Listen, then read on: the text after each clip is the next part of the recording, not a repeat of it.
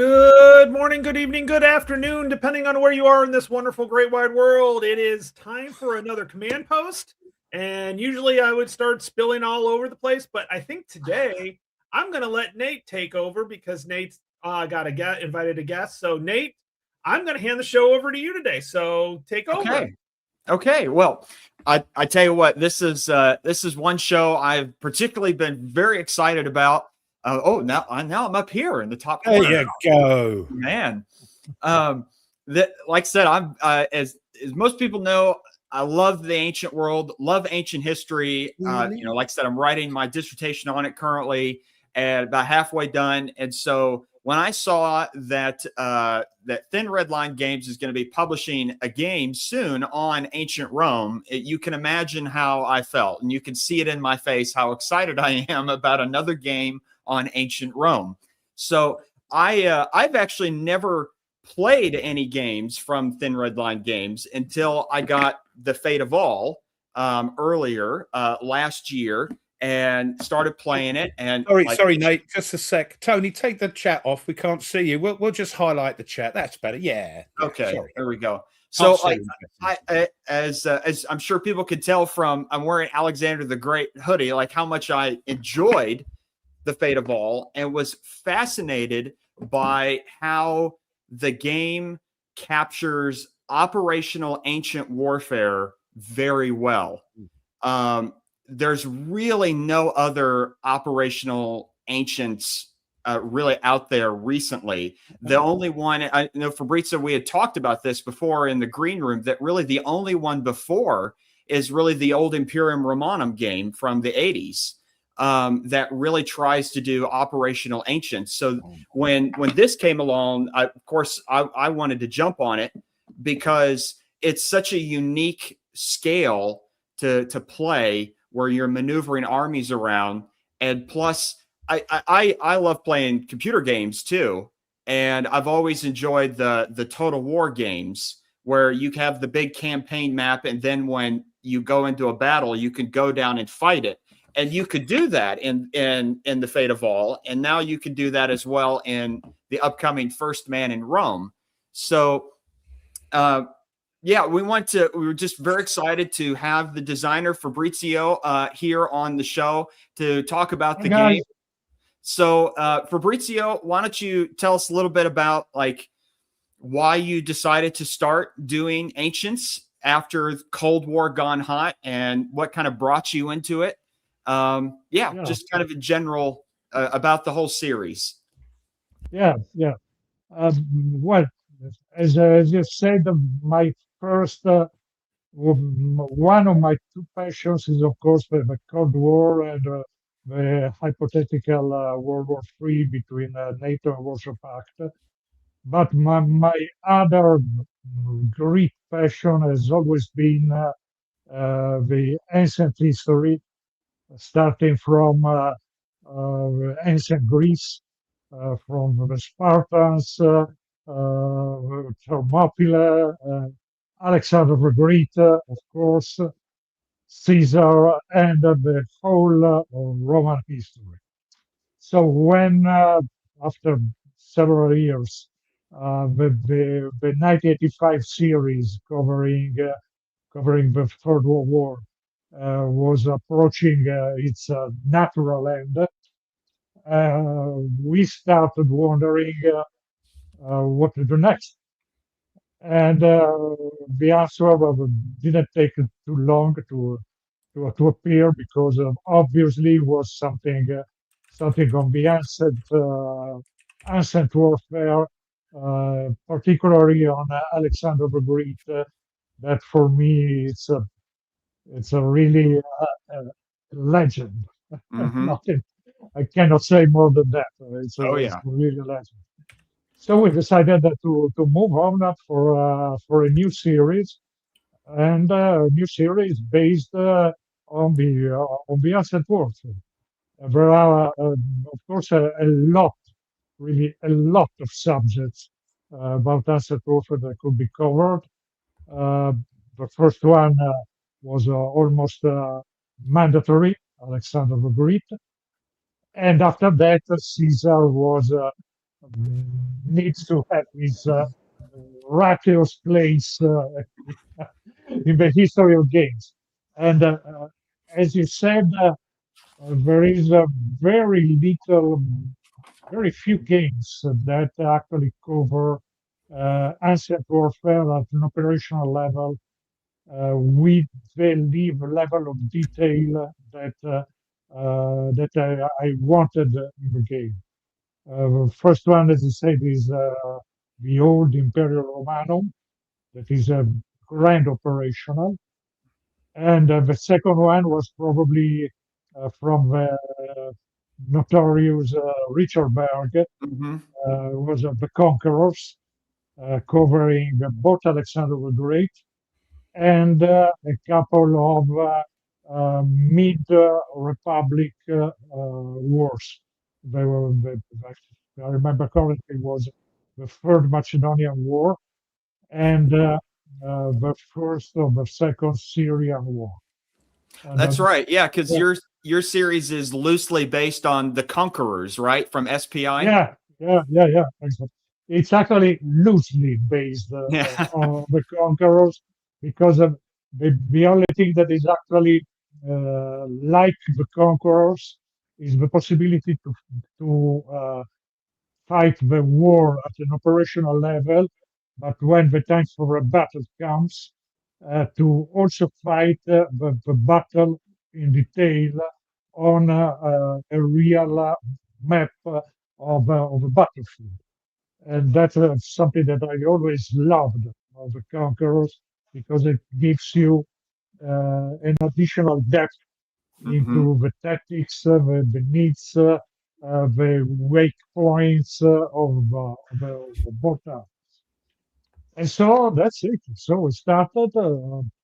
The Fate of All went out quite nicely. We had a big success. He also won the Charles Roberts Awards for the best ancient game in 2000, 2024, I think.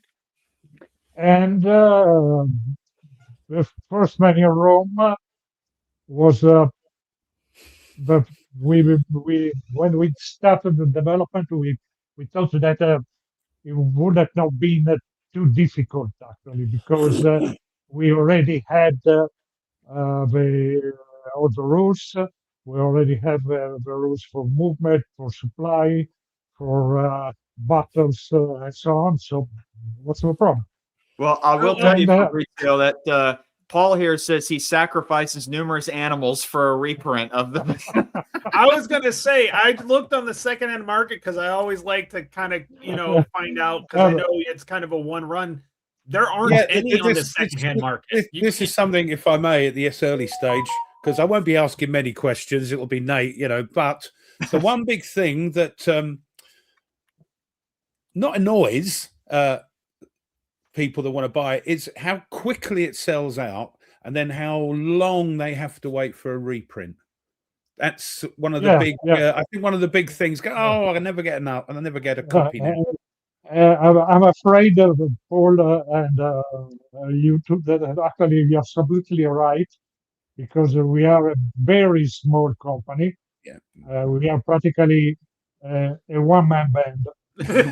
Yeah, that's what I figured. Yeah.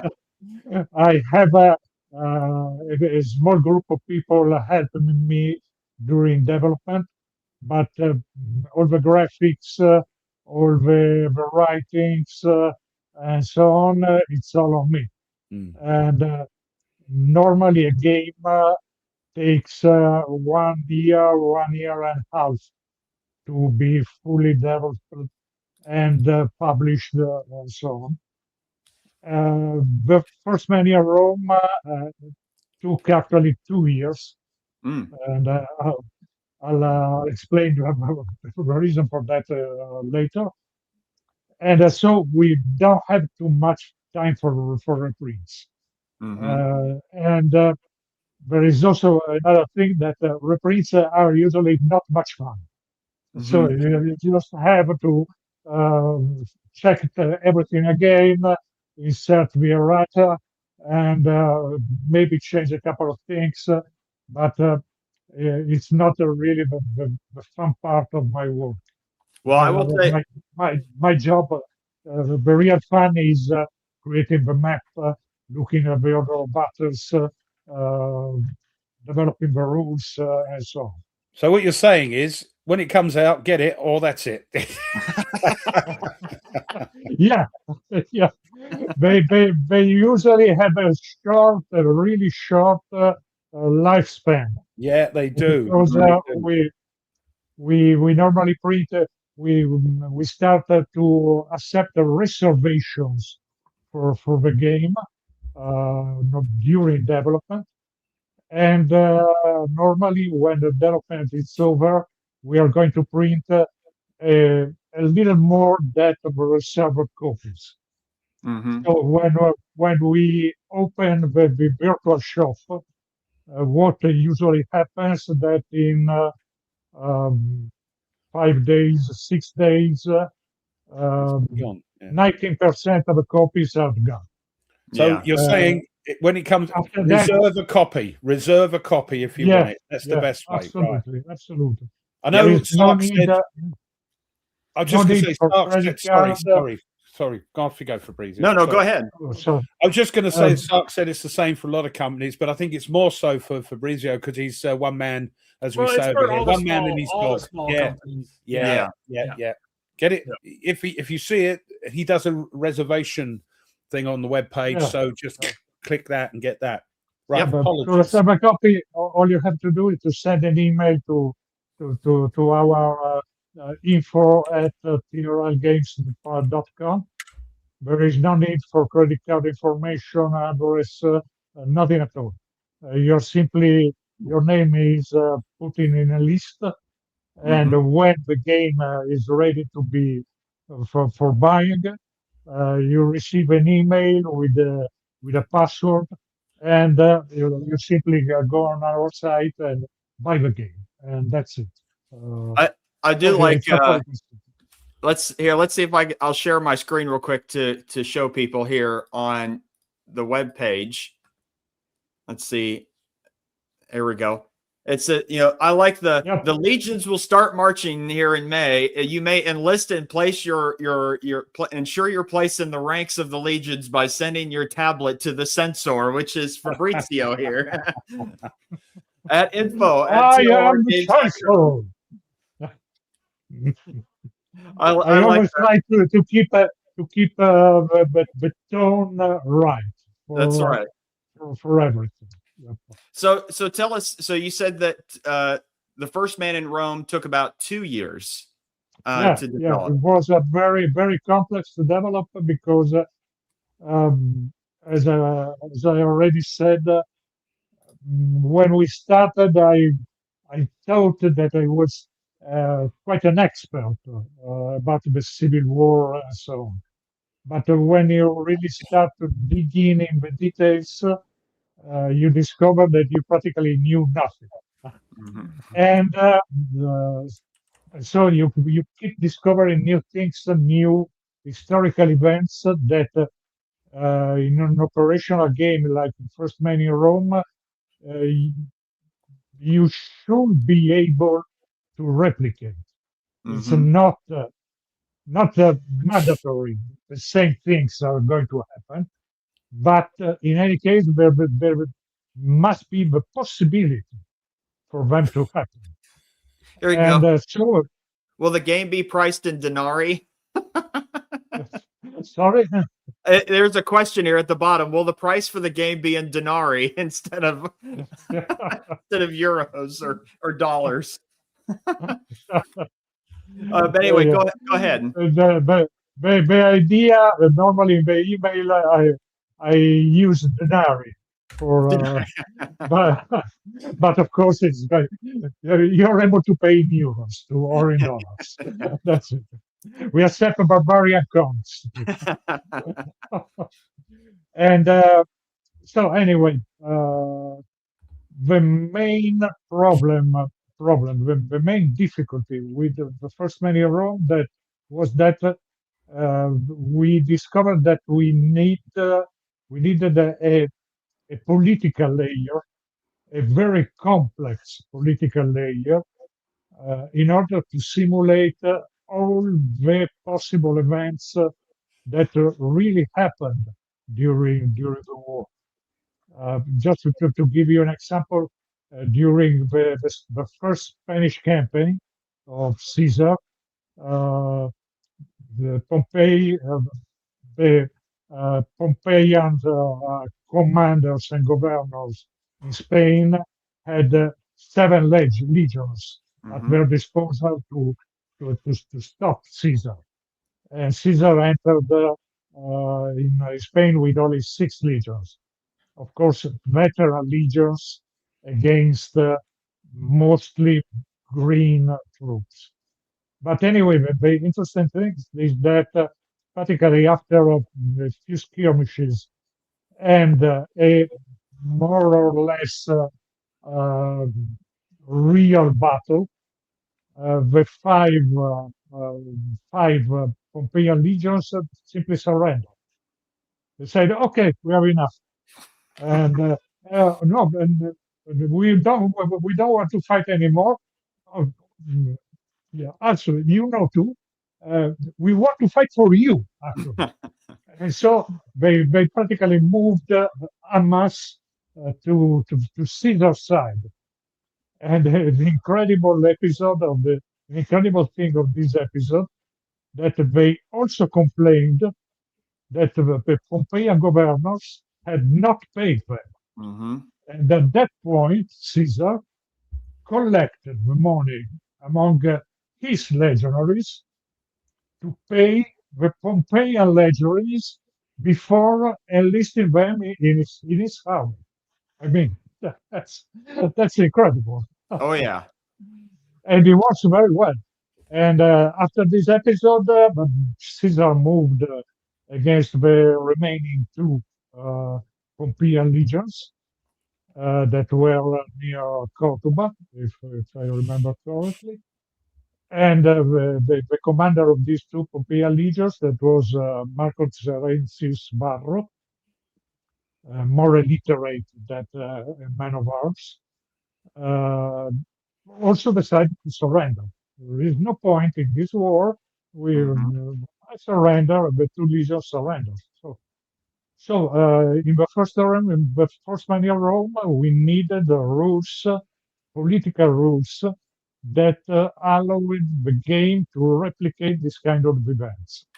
And that was the main, the most complex things that we met during the battle. Okay. So Nate, have you got the thing up? Because things show like the counters or the map's huge, isn't it? Yeah, yeah, oh yeah, yeah, yeah, sure. yeah. Let me share my Okay, screen See if here. so you can get some of that I up to don't, show the peeps. Yeah. I don't know how it's going to share the There we go. screen. No, Yeah, So we've done it. We've done it, Fabrizio. here we go. So yep. so So you this have is the the whole map. whole map of the Mediterranean here. Yeah, we had the whole Mediterranean because the civil war was fought everywhere in the Roman world. So we started from the Pillars of Hercules, and we are going to practically Parthia.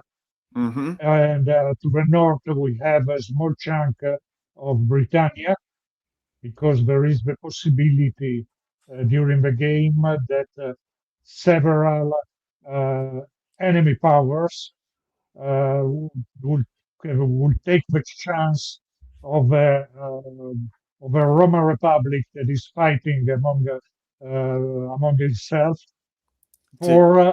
attacking the Romans. Actually. Hmm. So it's possible for the Britannic to make some raids on the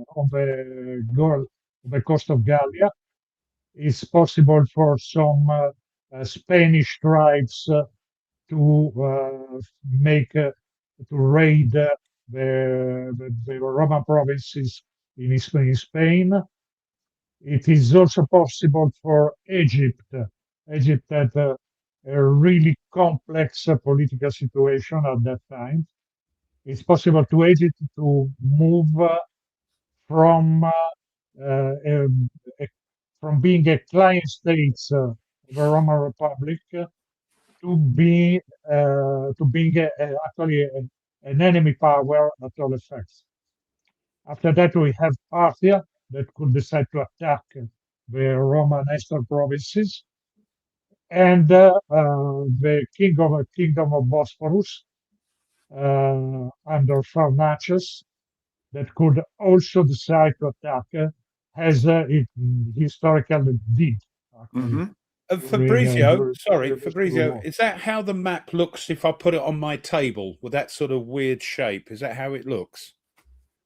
The shape of a map, you mean? Yeah, can you not see it on the screen? Yeah, the bits Yeah, here. it's not a 22 by 30. I know it's yeah. This is a snapshot taken from the Boston module, and these parts will actually be filled with a sort of unknown territory. right. Ah, okay. Gotcha. Yeah. They are not playable. They are outside the scope of the war, but they're there. They are there. But anyway, there is no reason for the Roman army at the time to go, Right. for example, north of Danube. Yeah. They already have their problems inside the Republican territory. So how many? If we put them all together, how many maps is this going to be? 3. It's 3 maps. 3. 3 maps. Okay. Every map will be approximately 80 centimeters for 60 centimeters. So it's quite a big map. And there will be an additional map, the tactical map to fight the battles. Okay. It's basically Christoph. We can still blooming hear him. It's all right, you know. there. How about that? Here, for example, you can see some counters. We have the first counter is one of the best Caesarian legions, Legios Esta Ferrata. Some legions had a name, a denomination that was gained by glory, by battles, by campaigns. The legions fought during Just its like history. the 10th Legion, the Equites, they're Equites. Equites, exactly. Yep. It was Equites, yeah. Probably the favorite legion for by Caesar. Mm-hmm. There was some problem later with the 10th legions, but it's a long story. Yeah. they basically tried a half-hearted mutiny against Caesar because they were tired. They were tired of fighting. Mm-hmm. They already fought 10 years in course. One thing there is a thing I know because Mike, you know, he hasn't got enough games as it is. But hold on, there we are. Right. Yeah, is there an estimate on the time frame for release? He needs another game, Meandering Mike. So the time frame we are starting probably the final printing phase in some weeks. Oh. So I think that in end of May it's a possible release date. Right. Oh, that quick. Right. Cool. Oh, after 2 years, yeah, it's quick. Well, I suppose, yeah, we don't care. We don't see the 2-3 years of hard graft. Oh, yeah. Struggles. We just see when's the game coming out. That's what we want to know. Yeah, of course. For those that were are asking for those, the 80 to 60 centimeters, by the way, is our standard, basically 24 by 32 maps. Yeah, so come on, get with the times, you cousins. Get with the times. For us Americans on our imperial system, where that's basically the standard. It's our old system. I know we're proud of it, but and I can work in both, being that old. Hey, Mike. Hi, Mike. Okay. I will say one thing I really like about the counters is particularly the legionary is so part of it is because I maybe I know too much because I like ancient history, but one thing that I really like about this is he's wearing what they should have worn. The armor is exactly what the Caesarian legion should have had. Excellent. It's not Velorica segmentata No. that arrived later, but it's basically a chainmail. Yes. It was the kind of armor used by the legionaries during the late Republic. Yes, the Lorica Armata. Yeah, the elephants look like elephants. There is elephants, yes. Yeah, wonder you've got to have Yeah, elephants. there are elephants too. Yeah, we have elephants. Right here, King Yuba. If you just scroll a little. I'll tell you what. I'll tell you what. Old what is it? Vatinius there. This leader. Oh, right here. That's what I look like when I get up in the morning. Vatinius was a very, very good lieutenant of Caesar, and oh God, you got. I believe this is Blue Panther. I got. If you want to consider print on demand, yep. Yeah, he's always tried, but bless him. Nice to see you. Nate, you were talking about having them wear what they actually have. You're as bad as those Napoleonics people that have to have the counters with the right colors and everything that. The number of buttons. Yep, have the right buttons, how many, and everything. So when it comes to ancients, Nate's as bad as the Napoleonics because he's like, I know that's not right. I support Nate on this because I'm also a fanatic for details, and there's nothing that irritates me more than seeing, for example, one of those old Hollywood movies where I don't know, where there is Julius Caesar. The arriving looks like a medieval armor. Yeah. I mean, what?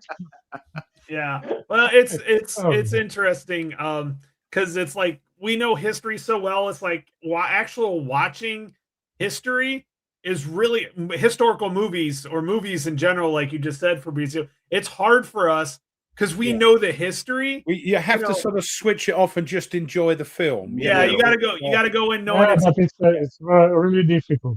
For example, I think that you all guys have seen the latest Napoleon. Mm-hmm. Oh no, I haven't. No, actually, I haven't. As soon as I saw that the pyramids get hit by a cannon, I was done. So if you haven't seen it, don't. It's bad.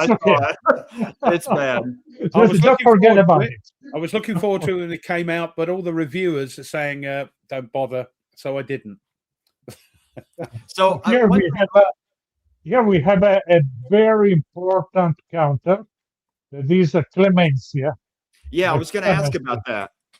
Yeah, clemency. It's a very important value, a very important characteristic in the game because it helps to simulate these strange historical events I was talking about earlier. Basically, the clemency was one of the virtues of the Romans, and was a virtue that Caesar used profusely during the Civil War. More than once, he simply pardoned the enemy troops, he pardoned enemy commanders, and simply let them go. No problem at all. We are all Romans. Where the word clement comes from, where it's mild, forgiving, nice. Yep. Clemency comes from that word. Yeah, exactly. Can you? There's a question there, Fabrizio, from Dave. Can you see it? Do you have any plans for other games more in this series? Yeah. Of course. After we have developed the first two games covering probably the two most important figures of ancient times, Alexander and Caesar. There is another character, another historical character that I really love. That is Sulla. Uh, Who is it? Lucius. It's Lucius Cornelius Sulla. Sylla. Oh, oh, Yeah. You see, Nate's and face lights up. Nate, Tony, you go, Nate, who? Nate's just like, Who? okay, Nate, give us you this. Give me you mean, behind this you guy. mean this guy Yeah. right here? Yeah. That's it. That's it. If we need anything ancient, Nate just has to turn around and he's got a book on it. 100% guaranteed. Or So- if not, he can Yeah, talk you for know, 20 minutes on it. Okay, Like, okay, very- let's come back. I'll come back to the Sulla game next, but I want to ask more about this. So I saw in the description that you have here, like you said, the clementia, that's a different political aspect to the game.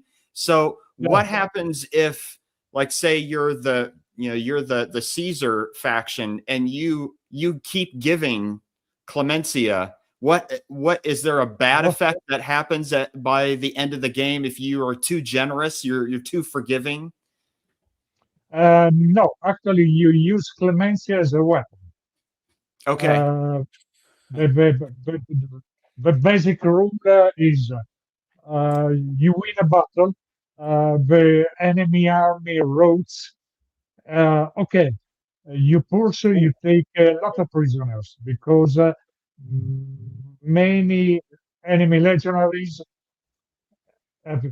Okay, there is one thing to say before. Sure.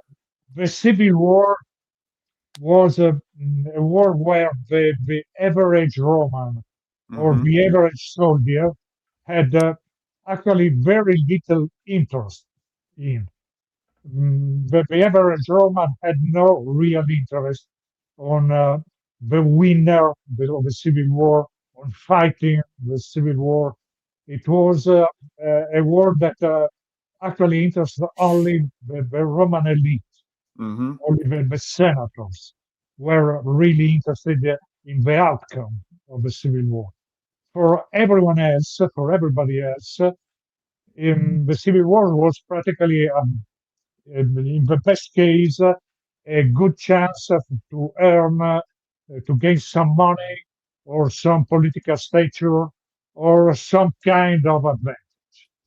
So I'm not going to die for this silly civil war between senators. If I have a possibility to switch side, or if I think that the other side is more advantageous, the other side pays better, or any other reason, I'll simply switch side. And that was valid for the whole civil war, for the legionaries, for the client states of the Roman Republic, for the free cities in the Roman Republic, and for the provinces too. Most of them tried to keep a neutral stance and to avoid being really involved in the civil war. Sorry, one- Fabrizio. There's a question which is important to a great many players. Is it going to be solo friendly? I think so. I think so because there is not a big fog of war. Not a lot of hidden content, not a lot of hidden information. No. Right. No, not too many information. Of course, you don't know the details or the real strength of the enemy army, but you can discover several You play information. two players best possible It- thingy as per normal, right? Yeah, there's another Yeah, question yeah. here. E4 Airman, I know you had asked earlier, and I was going to get to it. Is this game harder than Imperium Romanum? And then what's the difficulty? I personally, when I played the Fate of All, I did not find it harder than Yeah, but Imperium Romanum.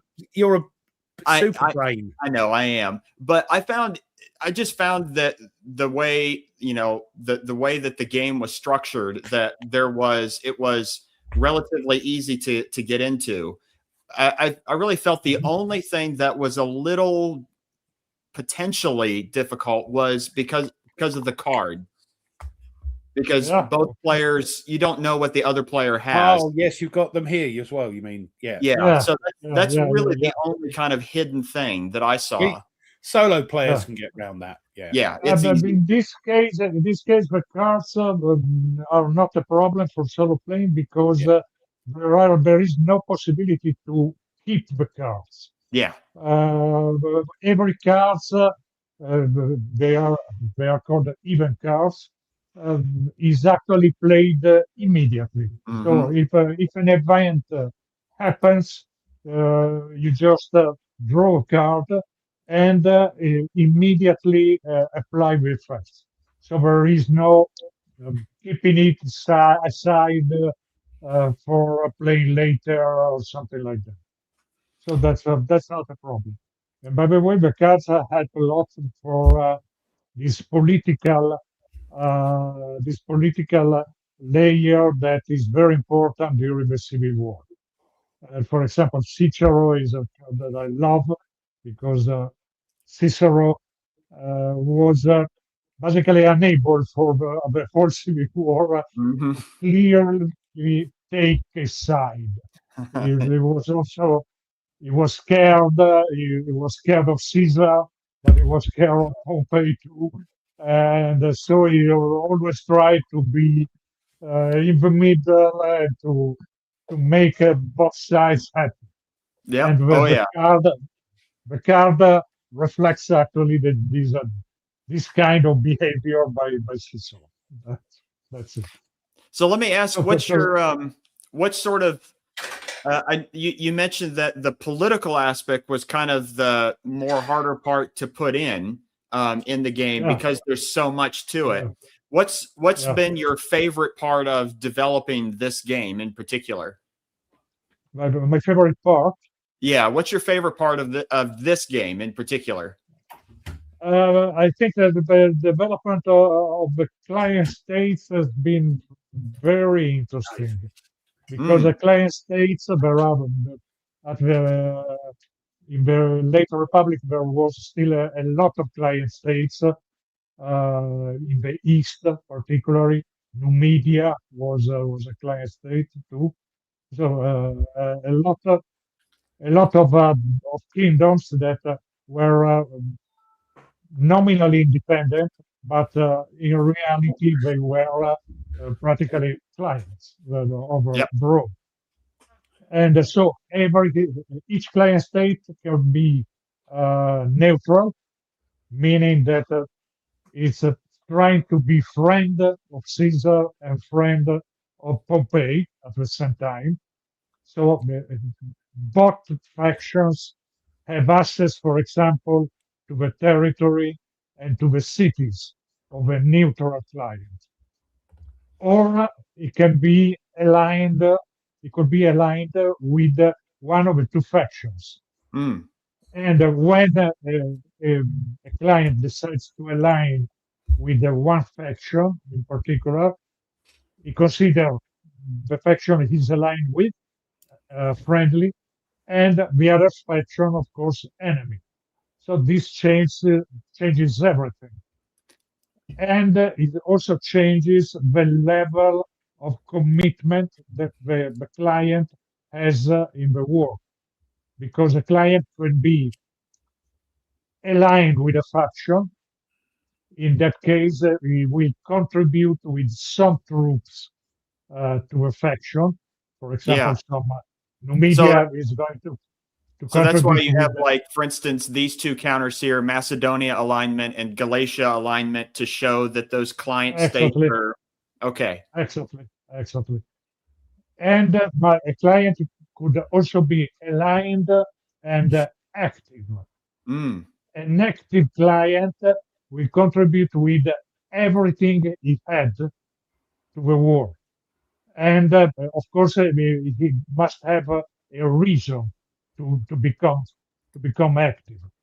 For example, Yuba was the king of Numidia mm-hmm. at that time, and was a staunch enemy of Caesar.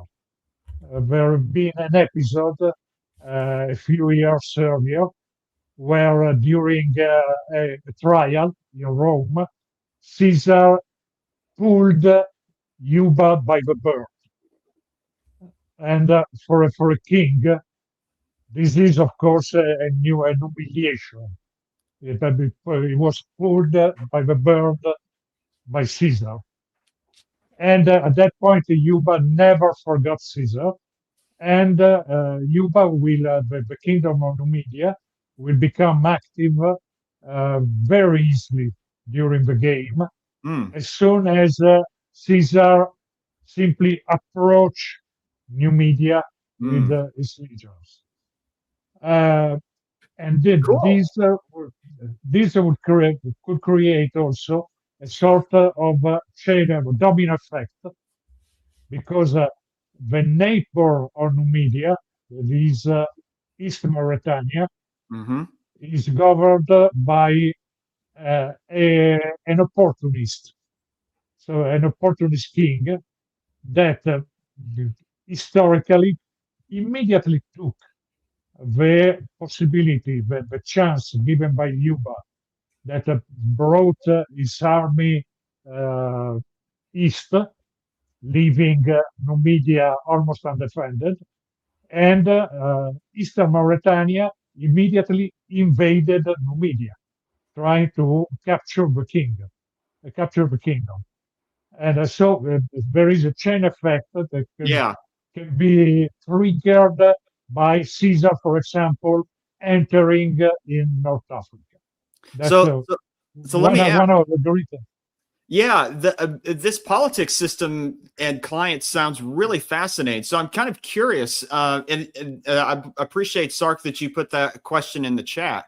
Is so when you were developing this system, did other games sort of influence your design in this, or like what kind of ideas did you draw? Is this mainly from the Conquerors that you got it from, or? No, actually, as I said, the Conquerors was only the first many of Rome is only loosely inspired to the Conquerors. There are Right. some point of contacts, but the rules are actually completely different.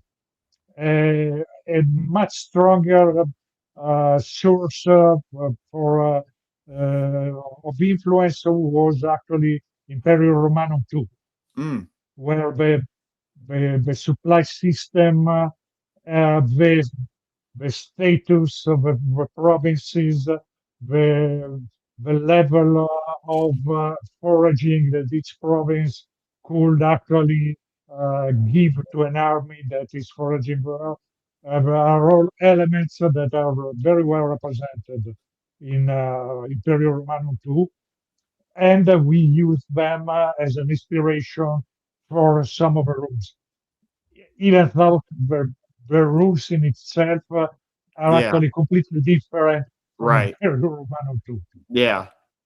Neat. So let me ask, this sort of last part of this game outside of the campaign is these battles.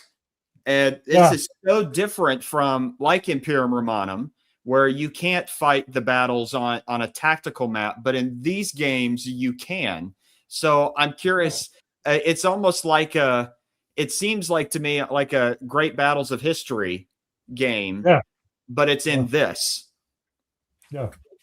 It's it's actually inspired by Greater Battles of History.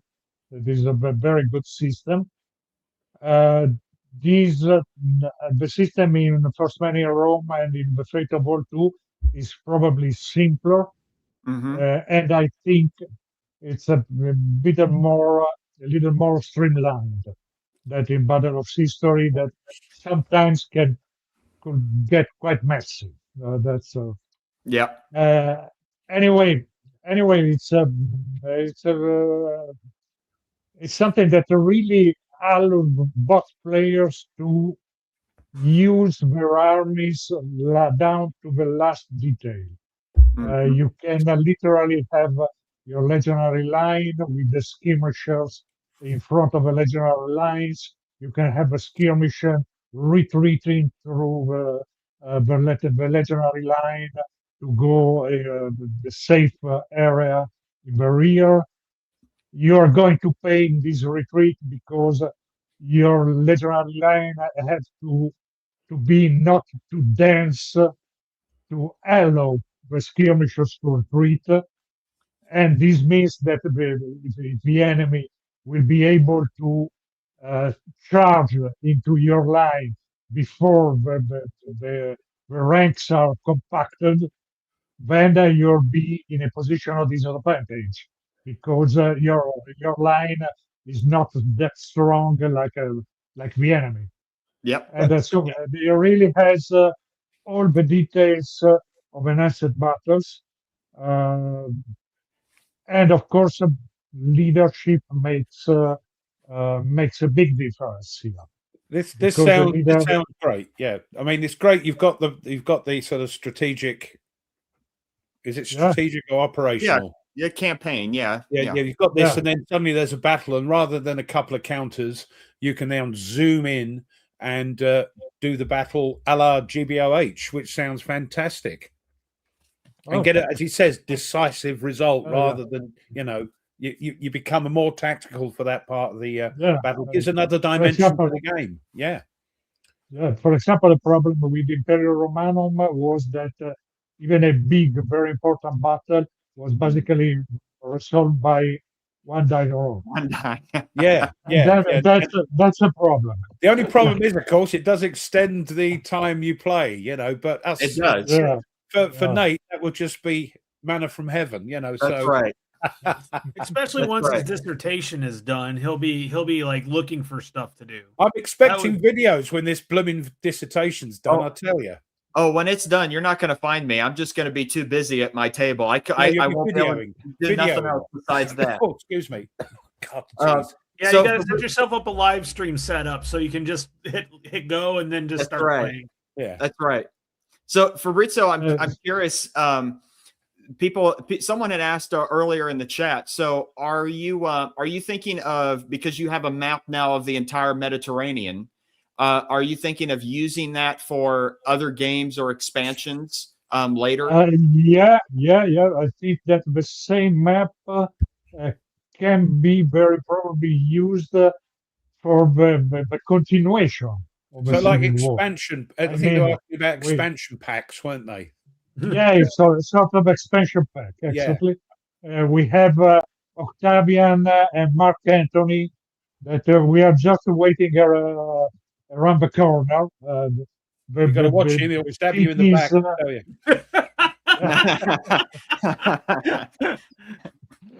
And so Like the literally. cities of the map it's basically the same because it's only 3 or 4 years later.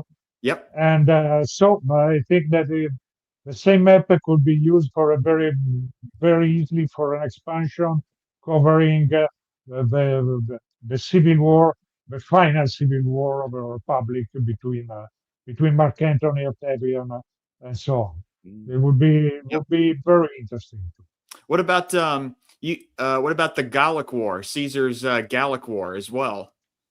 Yeah. Like Caesar's Gallic War when he marched into Gaul. Oh yeah, that one too. But they probably need a different scale because Okay. here the map is 60 kilometers per hex, and the Gallic War probably needs a scale similar to the Fate of War, that is 30 kilometers per hex. Okay. Because we need to zoom in on goal.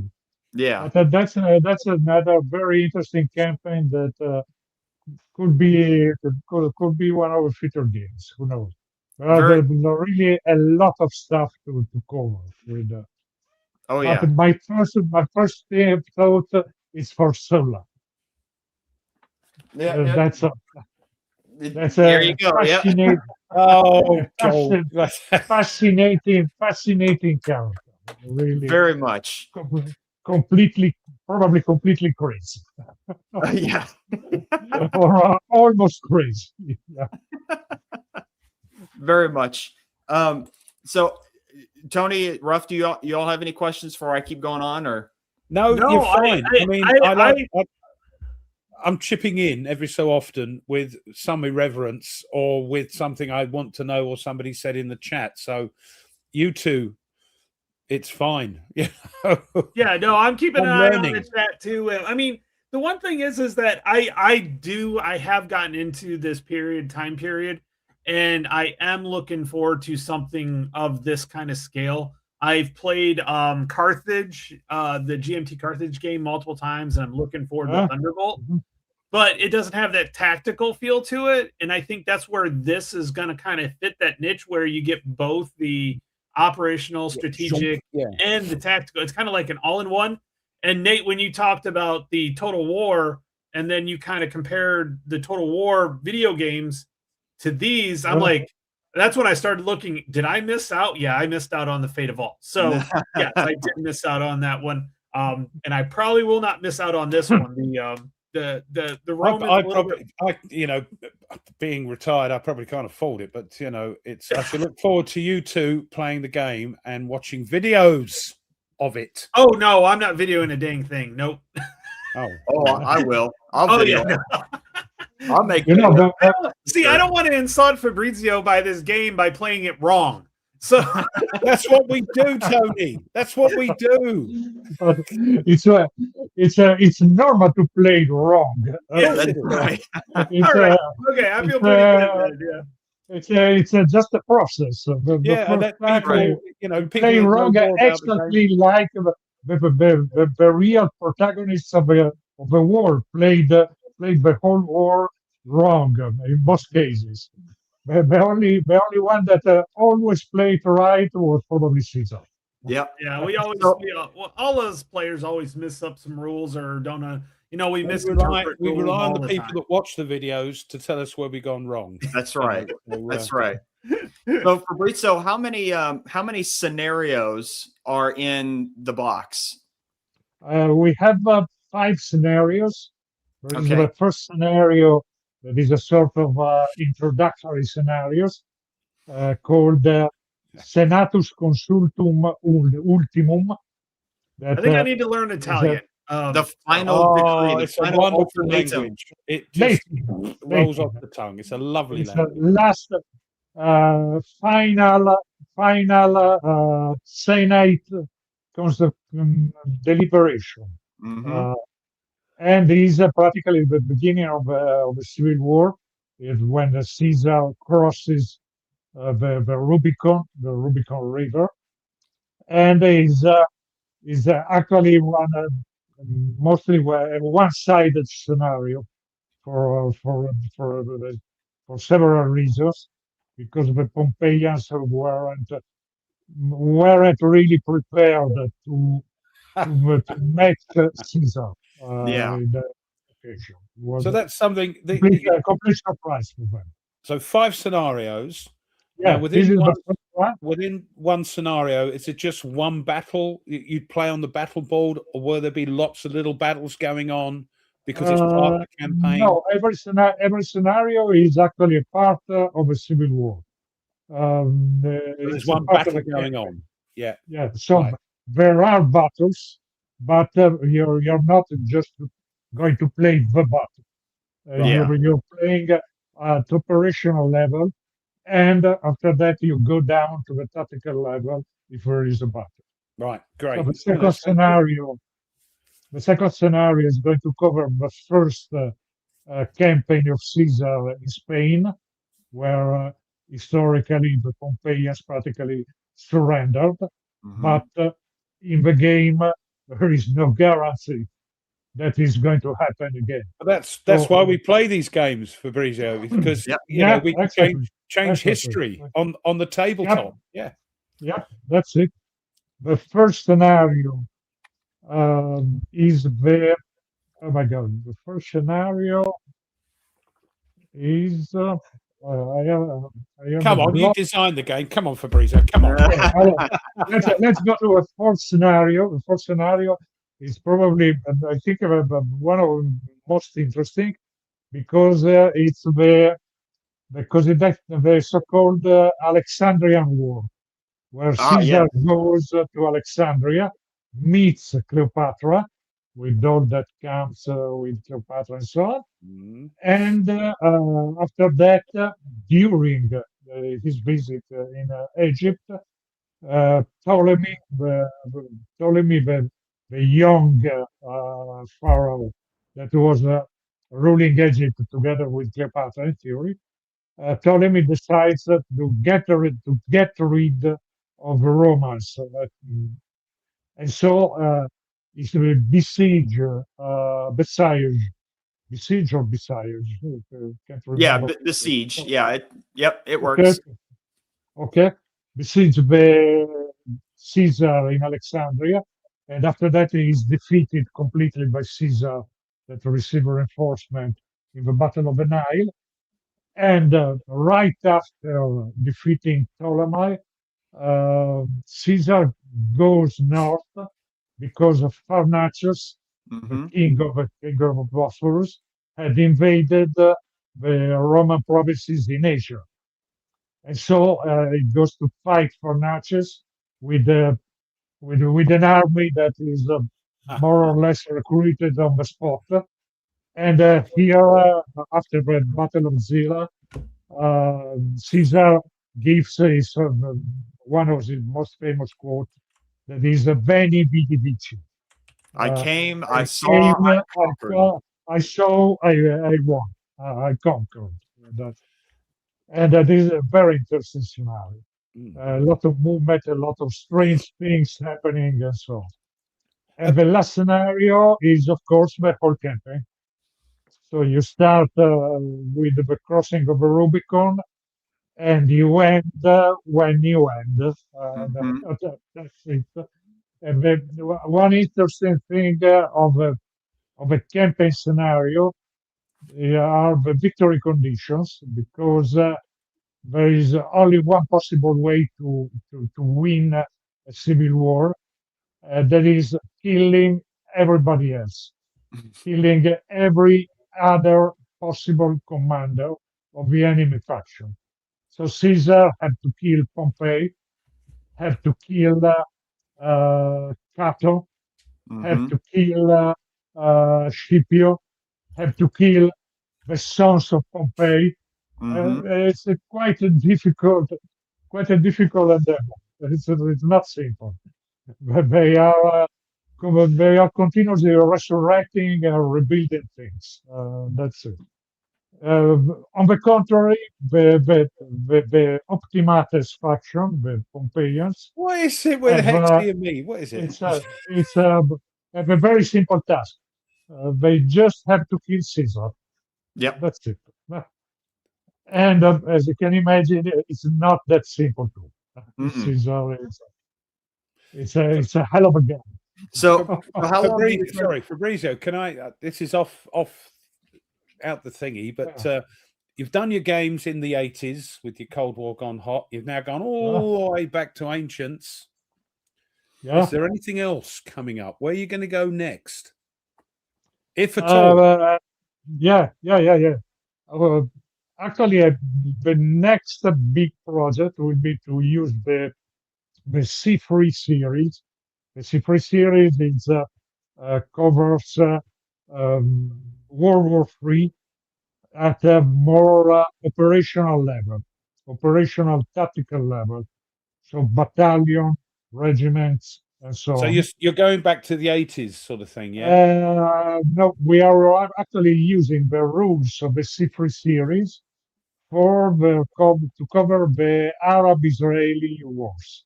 Right. Oh, Oh, back to the 60s, Uh, 70s. Yep. yeah, So yeah. yeah, We right. start Yep. probably with the 73, the Yom Kippur War in the 73. And after that, we also cover the Six-Day Wars in 67, if I That would remember be, yes, correctly. that would be interesting to me. Yes, that yeah. would be. Yeah. Yeah. But 73 is probably the more balanced. Yeah. And I think that the C3 series, the rules of the C3 series are perfect for the Arab-Israeli wars because they basically are they try to represent an asymmetrical war where we have a smaller army but very responsive, very uh, very quick to adapt to different circumstances, and a much bigger army that is slower in reacting Mm. to changing military contingencies. And that is perfect for the Arab-Israeli war, where the Israeli were completely outnumbered, but were incredibly efficient in Mm. using their assets against the Arabs that were very, they enjoyed a great numerical superiority, but their command system, their intelligence, and many other factors weren't absolutely up to the task. Mm. Mm. Not to mention the aviation, of course. Yeah, I mean, I don't know why it interests me that bit of Middle Eastern history. It just does. Nothing to do with what's going on or what but Yeah. now, but it's just that sort of 70s, late 60s, 70s. For some reason, Yeah. I'm into it. I don't know. I Yeah, don't it's know why. fascinating. Yeah, it is fascinating. Yeah, Well, with that's all cool. the Yeah, intrigue and the espionage going on and all that sort of thing, and people trying to it's a find out. very interesting period. Yeah. Another war that I really love to cover is the Falkland Wars. The Falklands. Falkland War. Yeah, Oh, Yes. yeah, yeah. I love to cover it. For a war If, that you if, guys didn't know about, 10 years ago, there's a lot of stuff going on about it now, or oh even yeah. 5 years ago. There's a yeah, lot of stuff. yeah, Yeah. yeah. That's I'm true. all for that. The Yeah. problem is that it will need a completely different system. Mhm. So it would take probably um, uh, some time to Because be it's Yeah. quite complete. a small It's, thing it's, going on there, isn't it? So, yeah. yeah. There are a lot of different things, very asymmetrical too, and it's very interesting because it still sounds like a sort of miracle to Hmm. get 6,000 I'll have to miles save, that I've distance. got to save me pennies Incredible. then, That's Fabrizio, right. for You the need to start Israeli saving. Arab War and the Falklands. I'll save me pennies. That's right. So I have one last question for about the First Man in Rome game. So playing the grand campaign, how long do you estimate it would take to play the whole thing from start to finish? Your result could differ. I mean, if you if things goes as historically, you probably need a lot of Okay, time. maybe 40 hours. I'll put it in probably 100, 200 hours. Not Ooh, yeah, ooh, not less than that. that's exciting. Once that you have really absorbed the rules, single turns can actually go quite quickly. Yes. When there is a big battle, here a big battle could take quite a time because it can get really complicated really fast. But, Yeah. So, but I assume the other scenarios would only take a couple hours. yeah. Three or For example, four. the first scenario, if you already knew the rules, it could take 2, 3 hours. Okay. The Spanish campaign could probably take 5, 6 hours if the Pompeians do better than historically. That is actually quite simple because historically we did practically nothing. So Yeah. that's it. And the Egyptian campaign could be complex.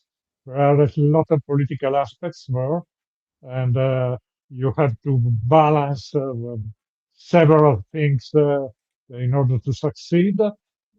And and of course, the first scenario, now I remember, is the final clash between, Oh, not yeah. final, but the clash between Pompey and Caesar in Macedonia. And this is a very complex scenario with a lot of maneuvering, counter maneuvering, sieges, and much, much more.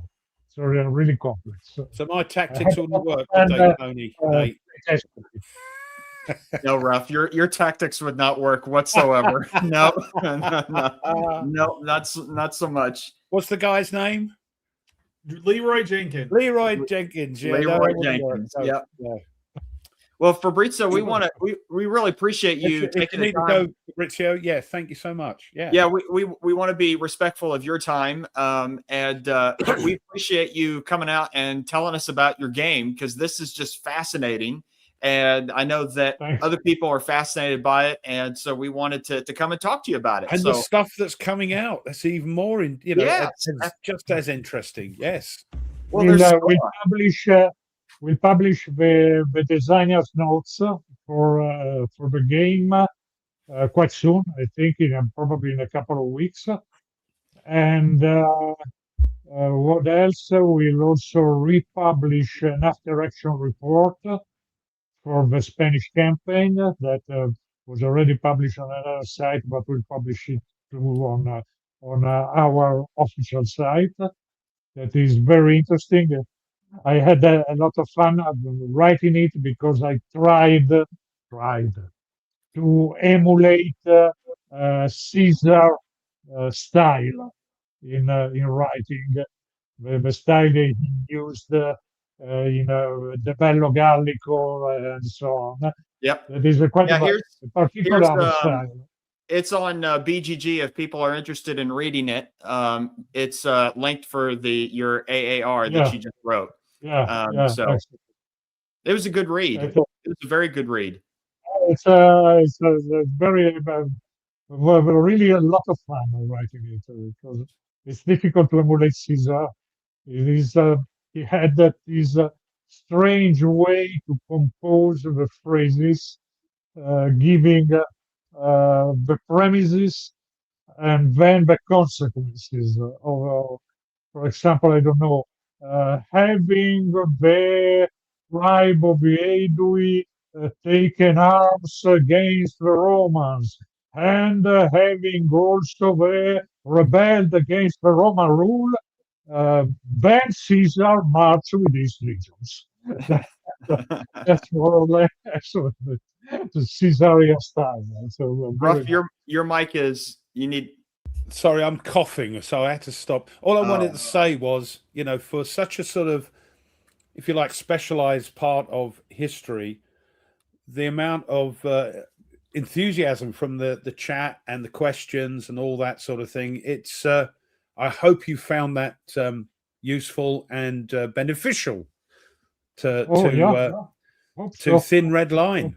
That's all I can say. And people are looking forward to things. We have a lot of our cyber copy already, and I hope that they're going to increase even more. That's it. Yep. I think the company, from when you first started, it's great to see these companies grow. And I know you're a one-man band. It's probably going to give you grey hairs over the years, but if you haven't got them already, like me, it's going to be fun to see your journey going on from here. I think that actually I've reached my limit of. I've reached my limit. Yes. But for the company too. As we say on the channel, I'm not going to grow it more. It's already enough. That's it. More than sufficient. I'm not going to get rich, but it's okay that way. No. Well, have you enjoyed coming on the show? Say that again. Sorry? Have you enjoyed coming on the show? Yeah. Very nice. Very nice, it's guys. Quite a popular little show we do. Thanks for having me. Thanks for having me. And thank you. The next time you are going to publish on YouTube, of course. Yes, So, it is live and good. everything. So, yep. Yeah, Yep. this is I'll, on YouTube. Yeah, and we'll have you back, I dare say, when you've got some other news and whenever you want to come back, Fabrizio, and keep us updated. You're more than welcome. Sure thing. Sure thing. We probably we could make something more for our next game. Will be the last one of a series called Bavarian Rhapsody. That it will cover the last part of the NATO Central Front in Bavaria, of course, with Munich and so on. It will be quite strange scenario, different from the first one. And Ah, so we'll meet again for that for sure. yes, Yep. yeah. Cool. Get it sorted, Fabrizio. Get it sorted as quick as you can, and we'll have you back. We'll have you back, my friend. Awesome. Well, Okay. this game is. Go ahead. No, I'm sorry. Go ahead. No, I was only to say thanks so much. But Yep. No, You're you're welcome. Thank you. We're looking Thank forward you. to it. Yeah, looking forward to First Man in Rome publishing here hopefully soon, within the next few weeks. Yeah. yep, I hope so. Yes. Awesome. Well, thank you so much, Okay. Fabrizio. We really appreciate you Thanks, coming on. thanks, guys. Thanks to everyone, and see you Thank next you. time. Yes. Bye-bye. Bye-bye. Bye.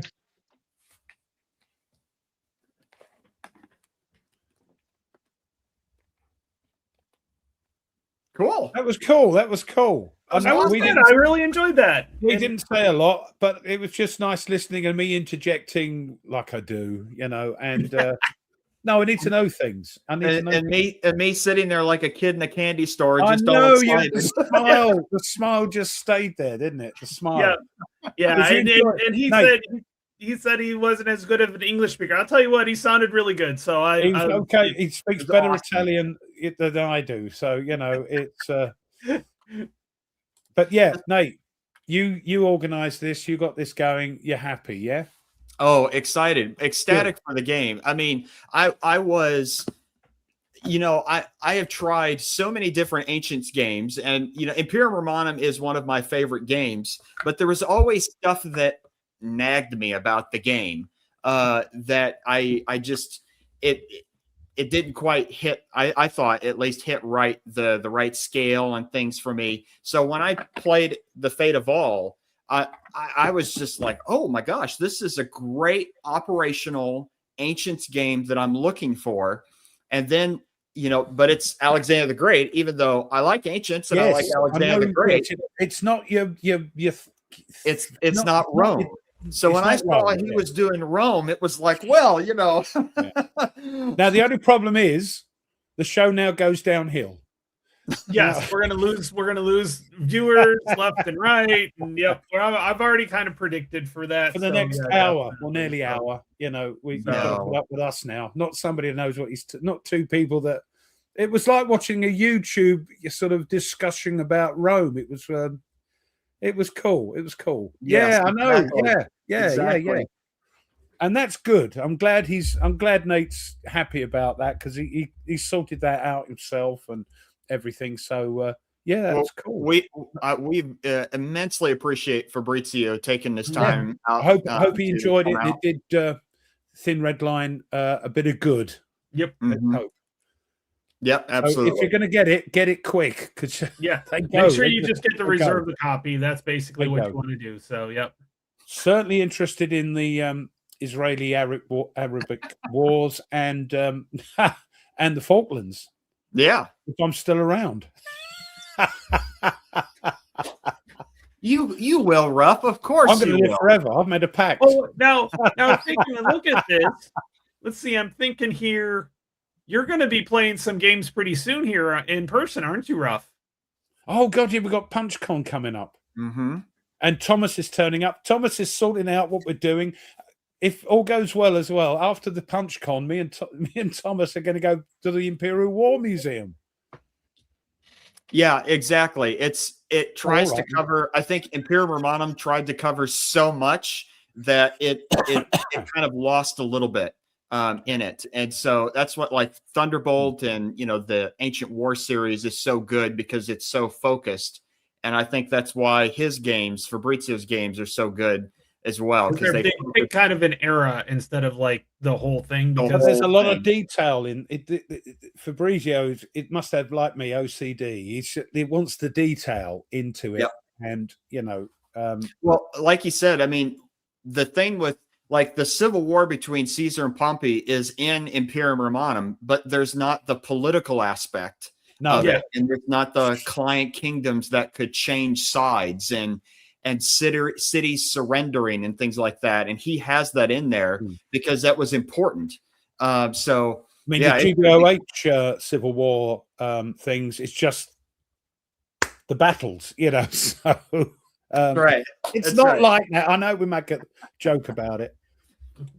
So me and Thomas are hopefully going to the Imperial War Museum Monday after the Punch Con. He's bringing up a load of games. He wants to do this Speed King, this new game. He's showed me the models. We had a chat the other day. These look fantastic. He's supposed to be all right. I'm jealous. I might fly over for this.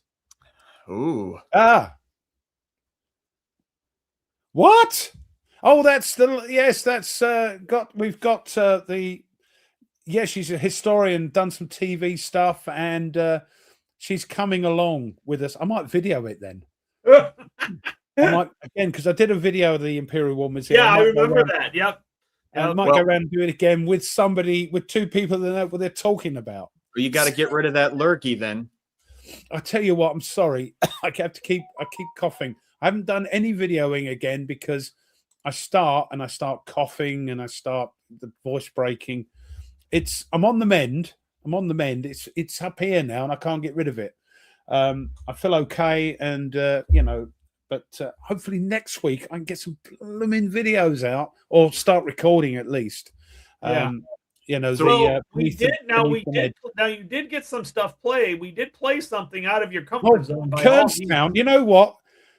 For somebody that knows two things about the American Civil War, as I always say, nothing and bugger all, it was fantastic fun. And it makes me want to learn a bit about that system. And I've got the GACW or GBACW. GBACW, yeah, I've got that.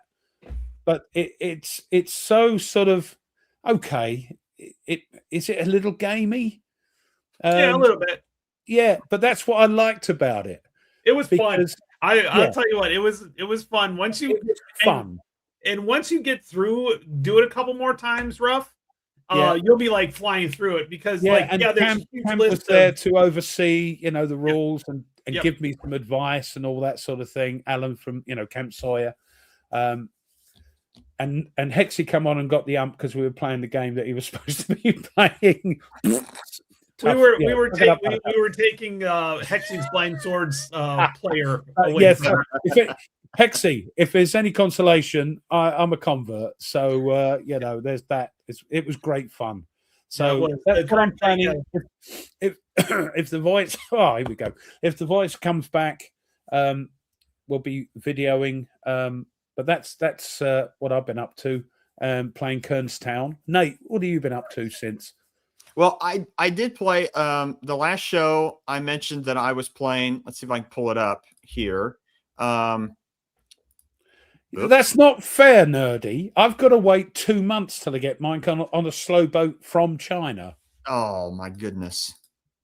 Everybody would have played it, done unboxings, got rid of it, But anyway, so I was playing this. It was Strategy and Tactics, First Punic War, and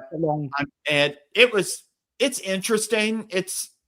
I thought, it's a magazine game. We all know, like I said, we all know the reputation of magazine games. Some of them could be absolutely amazing. Some of them could be, just mid. And this one was kind of mid for me. So I played a little bit, and then I realized, it wasn't really hitting with me. So I put it away and ended up really just kind of waiting now until Thunderbolt arrives and First Man in Rome arrives. You'll be watching out the window for the postman, won't you? Oh yes. Oh yes, absolutely. Please come. Tony, have you been doing anything? I started my States of Siege series. I did my first deck of Levee en masse.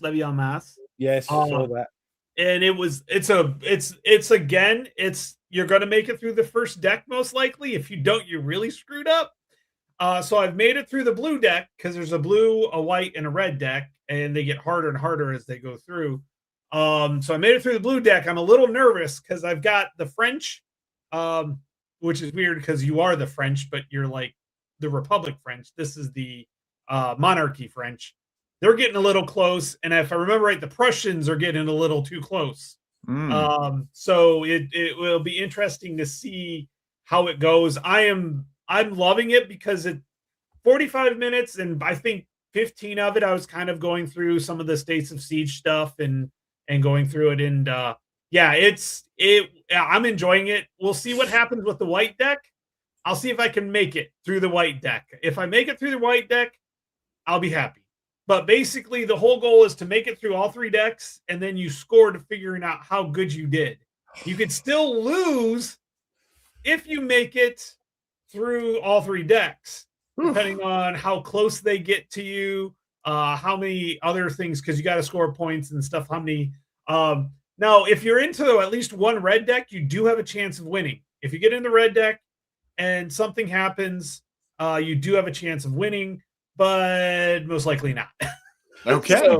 This is the thing I want to ask about these sort of States of Siege games. I love them, but the Worthington ones that are reprinting the oldie things. I've got Malta Besieged, like you. I've also got the English Civil War one. Oh, Cruel Necessity, yeah. Are they? They're not the same. People are put off. They're not the same thing with a different wrapping, are they? They are the same thing, actually. That's one of my issues. Is they are the exact same thing. They do kind of got the 3 deck, and make it look nicer. I think they're overpriced. The only reason why apart from that, I mean, the Cruel Necessity has lots of different things going on. That one is the one that they changed the most. Yeah, Malta Besieged, that's different to Cruel Necessity. Is it that different to the one you're playing? Yes. There's enough. I mean, the basic mechanics are the same. Yeah, the basic mechanics are the same. Yeah. And in this case, you have to control the Republic, you have to control basically Napoleon the despot, and you have to control the monarchy. Because if Republic gets too low, you can lose automatically. It's one of those kind of lose automatic. So the mechanics are the same, but the way it's played is the extra stuff around it, that way to lose or win or whatever. I think that's good to know for people that want to try these things. No, it is a very, very nice. I love. They are great. Great. Malta Besieged and the Civil War one, they look fantastic. They do look nice. So I'm curious, in the Levee en masse game, is it in the rule book that you need to listen to the Marseillaise as you play? No, it is not. But I was like, should I put some music underneath this? See, Stuka, I was not a fan of that one. No, I was going to say, I saw that and I thought he doesn't like that. No, that one I did not like. I even said it because I sold it. I said, if I find a cheap copy just to put it back to play it again, maybe give it another shot. But I was not a fan. Quality wise, phenomenal. I don't know. I don't know if you put me off. That's the thing. That's the Boxer Rebellion one, right? Yeah. Yes. Yeah. Yep. Okay. I lost real fast in there, so I don't know if I got it. Like if it didn't click. Like usually with these, I can usually get through the first half of the game. Usually not a problem. I don't even know if I got through the first third of that. I watched it and it didn't convince me not to buy it because I quite liked what was going going on. I just I know it's not for you. Yep. I might like I said, Sorry. If I find a cheap copy, I might re-pick it up. Yeah. Just to see if I get it after playing a couple other of them again. The one I won't be buying is the First World War one that you struggled through. Which one was?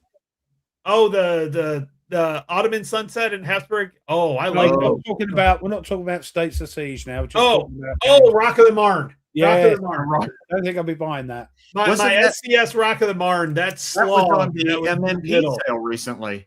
Yes. Could have got yourself another copy. Yeah. Well, you know what? Speaking of MMP, they are currently through Monday having a 25% off sale. They are trying to get their it's that bloody shipping. Yeah, I know. Ruff, I'm sorry. I mean, then you got to throw the VAT in there too. So that's the other part. Yes, plus that. The only problem with Fabrizio turning up, by the way, is that because I was silent most of the time, I've been, drinking a bit much. I haven't been speaking much. So hey, if I was actually going to mention. Hey, he's over there. He's over there. He's over there. Oh, he's over here. Yeah. Oh, he's come to see the peasants, right? He's over. No, he's actually in Normandy. He's in Normandy. Oh, he's in Normandy. Yeah, he's on a tour. Oh, I thought you meant he was here in America. No, he's there. No, that is cool. Yeah, that's what. That's right, Coy. Yeah. Are we doing our nonsense before I lose the will to speak? Yes, I want to hear that after. Yes, go right ahead. I actually have something too. Shall I go first and get my slurs? Go ahead. Let's go ahead, Ruff. You go ahead and do it. It's actually not too much. I don't know. It's not me sort of cutting back. There isn't a lot of stuff. But interestingly, the first battle ever recorded in history today happened in 1457 BC. That's a long time ago. The Battle of Megiddo. Mm-hmm. The first battle to have been recorded in what is accepted as relatively reliable detail. I would think so, that long ago. So that happened today in 67 AD, of course, defeated by Vitellius troops at, I'm going to murder this word, Bedriacum. Roman Emperor Otho commits suicide. Now, if you want to chip in, Nate, on all this stuff, then chip in. You're doing fine. No, because, I'm just saying the thing. 73 AD. More entertaining to sit back anyway. Oh, shut up. You see me slur me words. 73. Masada, a Jewish fortress, falls to the Romans after several months of siege, ending the First Jewish-Roman War. And then we whiz forward 1,000 years. 1746. Over here, the Battle of Culloden is fought between the French-supported Jacobites and the British Hanoverian. So you've got the Germans and the French forces commanded by William Augustus, Duke of Cumberland in Scotland. The French don't like to talk. The Scottish don't like to talk about the Battle of Culloden. And then 1775, at the start of the War of the American Independence, U.S. patriot Paul Revere and William Dawes left Boston, bound for Concord, to warn people that the British troops were advancing. The British are coming! No, they would not say the British are coming. What do they say then? They would be like the redcoats. The redcoats or the regulars were coming because we were still British subjects at this point. Oh, Everybody always they always say the British are coming. No, because they're still British subjects. I know it's like the White House. Get it right. I know. It's like the White House. You painted it white because we ruined it. Not really. Okay. Oh man, that made my day right there. That made my day. Anyway. All right, the redcoats are coming, he says. After Revere's and Dawes were arrested en route, thank goodness, the ride to Concord was completed by compatriot rider and escapee Dr. Samuel Prescott. And, we'll talk about that in a minute. 1799, French Revolutionary Wars, the Battle of Montabaur. Napoleon drives Ottoman Turks across the River Jordan near Now, there's a way to say this, acre. You can say Mount Tabor. Mount what? Tabor. Tabor. Tabor. Tabor. It's in bloody Middle East. It's in Israel. Yeah. Yeah, near Acre or Ica. What's the correct saying? Acre or Acher. I'm nearly right. Yeah, they're just books. They're not. There's no games yet on the shelf. Sorry. No. 1863, American Civil War. During the Vicksburg campaign, gunboats commanded by acting Rear Admiral David Dixon Porter run downriver past Confederate artillery batteries at Vicksburg. Now, there's a series I want to watch, and it's about the hunt for the Tabor. Oh, shut up. Sorry, Historic Wings was commenting. Your pronunciation was correct. It was. Thank you, Thomas. Bloody American. Thomas, you're supposed to be on my side here. A squirrel's lucky. A blind squirrel's lucky every once in a while. Yeah, bloody Americans. Anyway, there's a series I want to watch, and it's about the assassination of the man himself with the tall hat, and it's the hunt for the murderer. There's a series out which looks very interesting to watch, and his name was Lincoln's assassin, Lincoln's murderer. Oh, John Wilkes Booth. Booth. It's about the hunt for Booth. Okay. So that looks quite all right. I thought that'd be quite interesting for you guys. I'm going to watch it. 1941, World War II. The Italian-German Tarigo convoy is attacked and destroyed by British ships. God bless them. 1941 again, World War II. The Yahtzee-affiliated Ustashi is put in charge of the independent state, and that's the correct pronunciation, of Croatia by the Axis powers after Operation 25 is effected. That's the invasion of Yugoslavia. 1945, again, World War II, the Red Army begins the final assault on German forces around Berlin with nearly 1 million troops fighting in the Battle of Zelo Heights. And 1945 again, the United States Army liberate the Sonderlager, the high security prisoner of war camp, Orflag 4C, better known as Colditz. And lastly, 1949, the first flight of the Lockheed F-94 Starfire. This is a first-generation jet-powered all-weather day-night interceptor aircraft designed and produced by Lockheed Corporation. It was the first operational... Oh, hold on. Be quiet. It was the first operational United States Air Force fighter equipped with an afterburner, as well as being the first jet-powered all-weather fighter to enter combat during the Korean War. 1949. Do you want to have a look at it? Yes, you do. Everybody get their microphone. Oh, here we yawn. Look at that beaut. 1949. Look at that. Look at that thing. It's very nice. It's aluminium. It's aluminum. Jerry, shush. But, what we could do is we could just take it and put it into Chat GPT and say, please give me a pixelated image of this. Yeah, you would. I mean, I could. Oh, look at that. Look, it is 1949, for goodness sake. Yeah, that's actually pretty advanced for 49. But yeah. It's cool. It's cool. But there we are. That's it for today's the day, as they say. Very cool. Yeah, it was good. Yeah. Well, for me, what you got?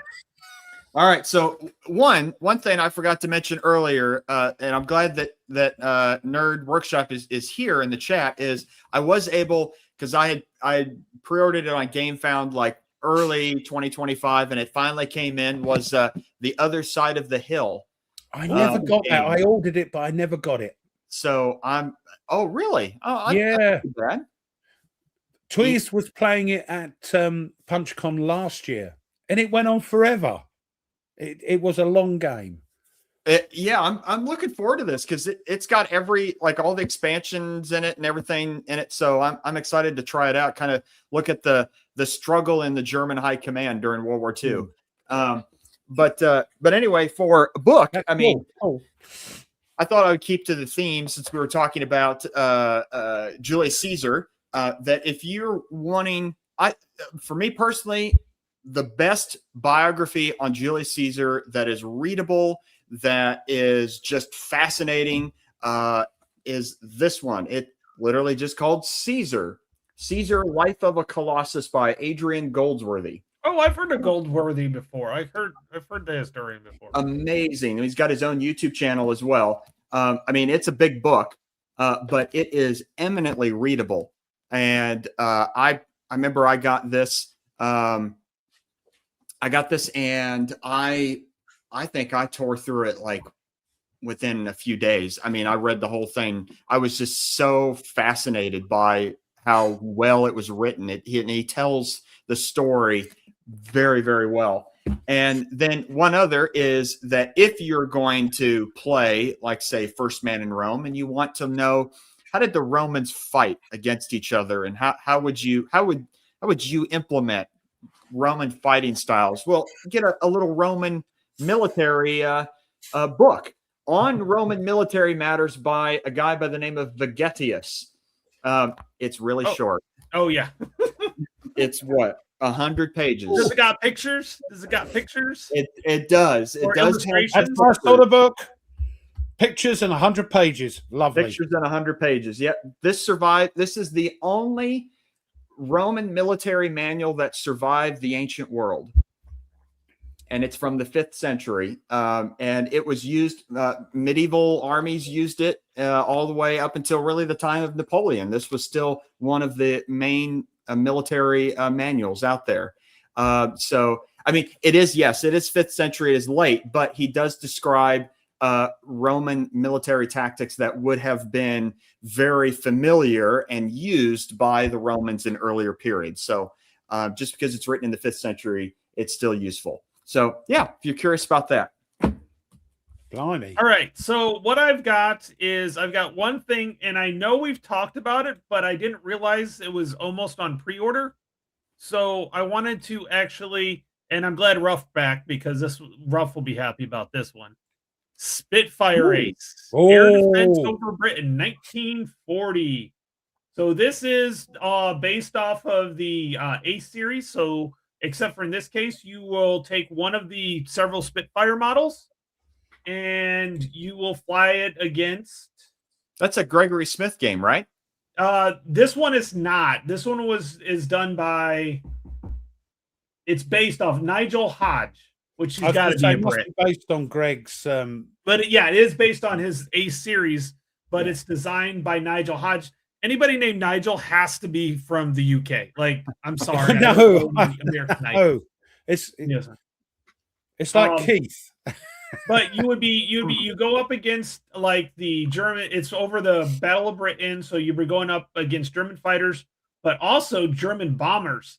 And this looks interesting because this is a little different than what a Western fighter Ace has, because I'm kind of curious to see where you come from, how it makes a difference, how you hit the passes with the bombers instead. So there's something a little bit more to it than just the standard. Here's a thing, go out. Yeah, I like the box cover. It looks like you've got the dress up doll and everything. I'm not sure. I should look forward to the errata, but I'm not sure.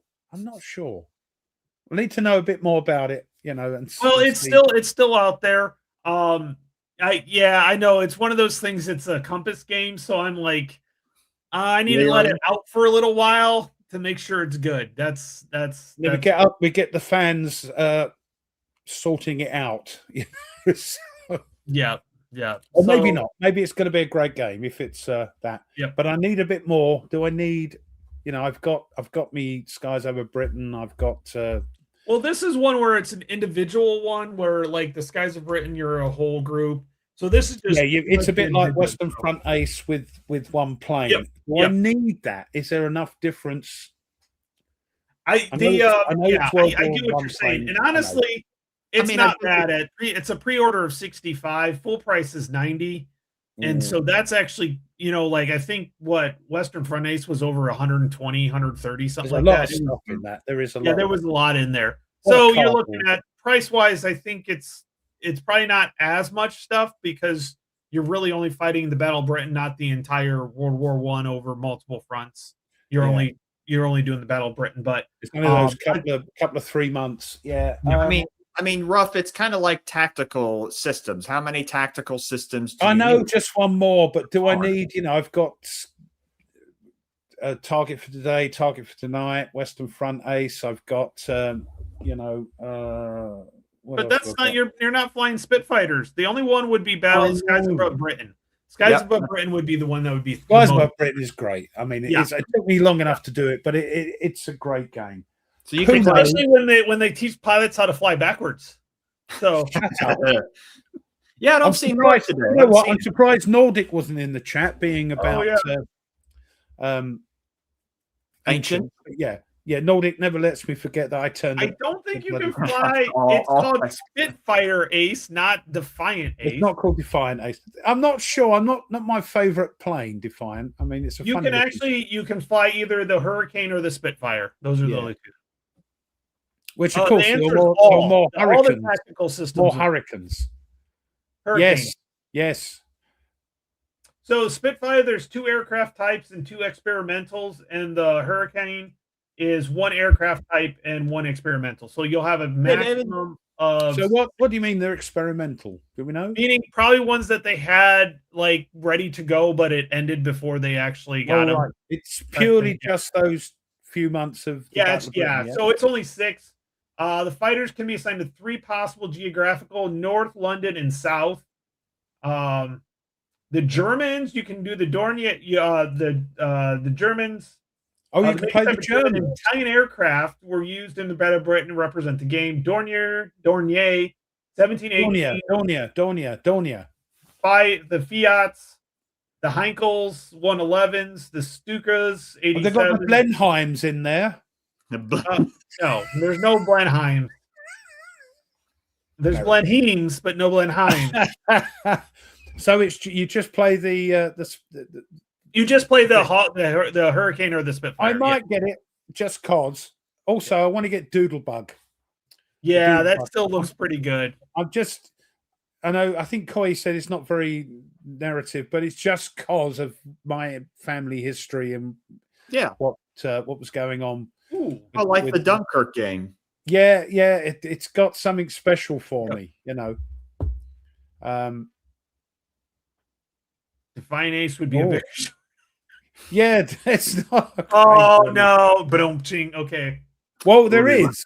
It's called the one that you played. The where they're bombing they're bombing the American. Oh yeah. The poor souls that were there to picket duty. The kamikaze duty. Picket duty. Yeah, the pickets were there to. Yeah, you've got that already. That's another game I'd quite like. Well, I did want to show. Let's see if I can find it real quick. All right, exactly, Koi. Exactly. We did have. They have a Russo-Japanese War game. Compass has. I want to see how that turns out. I want to see what the reviews on before I get that. But that's definitely not a highly gamed game. Okay, what you got, Nate? So VUCA put up on their website. We had talked before with the designer of In Force to Heaven. Over a year ago at least, I think. Yeah. So it's finally coming out. Should be coming out soon. And then this one here is fascinating. This is called The Far Seas. It's an old S&T game that covers the German cruisers during World War I that were scattered around the world at the outbreak of the war, and they're trying to get home. Oh. And so you get let's see if I can zoom in here. So like you get the whole world. And so that's why, like, there was a battle of the Falklands down here in 1914. Even then. And so it seems like a very fascinating game. Unfortunately, because it requires hidden movement. Oh, it's not going to, it's like the Hunt for the Bismarck VUCA one. Yes. It's a great game, but it's not for solo. But the one thing that it does have that they convinced me, it has a full solo system included. S&T 125. Okay, thank you. Appreciate it. Of course, you might have that. It's got every game made since 1942. I just love that he just knew. Oh, it was 125. Knows. Yeah, he just knows. 126. It was 125. And we love our chat and subscribers. By the way, if you haven't smashed the like button for the three of us, please do. And if you haven't subscribed, if you're a new watcher and you've been keeping quiet in the wings, that's fine. Subscribe, that because it helps us. I want to say I saw some few new names that I have not seen before. So thank you very much for spouting off. Yeah, the only thing with that game that we had the chap on about the Polish thing, the price is putting a lot of people off. It's quite expensive, I think. Let me look at it. I forgot how much it was. Let's see. Yeah, same here, Christoph. Oh, $214. Yeah, it's a lot of money. That is a lot of money. Yeah. Okay. Why I don't know. But I had seen some sort of chatter on the ether about why it was quite an expensive game. Yeah, Mike, I prefer to presume that all of it is in your head and not necessarily just on BGG. Yeah. Oh, don't ruin. Don't show us the wizard. No, don't ruin the thing. The illusion. Yeah. Don't draw the curtain like the Wizard of Oz. You're the big brain. Yeah. And just don't ruin it. Don't ruin it. Yeah. Koi didn't know that one had a solo system on it. So that's interesting. Yeah. Yep. I'm sure. I do like that cover. Looks really cool. Me and you have got to stop buying games. I mean, World War I is. I mean, just come on now. It's so cool. It still is. It's like Napoleonics. It's there, but it's. Well, you're getting drawn on the low heat on the Civil War now. You're getting drawn into Civil War. I just can't. And there is another Blind Swords coming out this year for the Battle of Monocacy. So, yep. So there's another. I mean, I was trying to collect them all, but now I'm like, I don't have time to play them all. They're coming out faster than I can play them.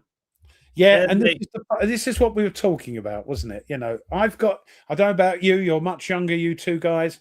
I've got enough to see me out until the afterlife. Oh, I guarantee I have enough to see me out. Yes. I'm hoping there is, but I don't think there. Anyway, I just checked on Revolution's website. Even the Blind Swords Napoleonics is supposed to come out this year. Oh man! In December. Tony, do what I do. La la la la la. No, I'm okay with that. Napoleonics I've tried a couple different times, and it just doesn't. Yeah, the Napoleonics again. It's Napoleonics and World War One. It's on the burner. Now, World War One, I've been trying to get into, and after playing with Nate, the lamps are going out. I really have gotten deeper into World War One because of that. There you go. So, yep. Yeah, I agree with people. $214 seems like. Yeah, it's a lot of money. It's a lot of money. I mean, it's a fascinating topic because the Polish campaign is. I mean, there's a few games on it. There's not a lot to it, is there? No. I mean, they're both saying the same thing. It's not like it's a big campaign, is it? It was whiz bang wallop over.